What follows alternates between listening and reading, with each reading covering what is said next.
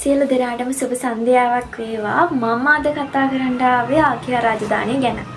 10 වසර 13 වෙනි පාඩමට අදාළව තමයි මේ ආකියා රාජධානිය ගැන තියෙන්නේ. ඒතර ආකියා රාජධානිය ගැන කිව්වම ආකියා රාජධානිය ප්‍රාග්නිස්ටිකයි.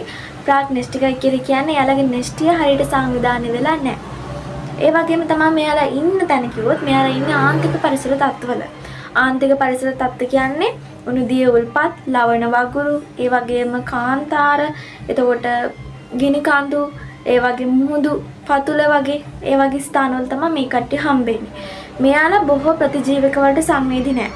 ඒ කියන්නේ මෙයාලව ඉක්මනින් අපිට විනාශ කරන්න අමාරුයි. බොහෝ ප්‍රතිජීවක වලට සංවේදී නැහැ කියලා කියන්නේ මෙයාලා අපිට ඉක්මනින් විනාශ කරන්න අමාරුයි කියන එක. මෙතකොට මෙයාලගේ උදාහරණ වලට දෙකක් දීලා තියෙනවා. ඒ තමයි මෙතන ජීන්ස් හා හැලෝපීල්ස් කියලා තමයි. එහෙම තමයි ඉතින් ආකියා රාජධානිය ගැන ඔයාලට තියෙන්නේ.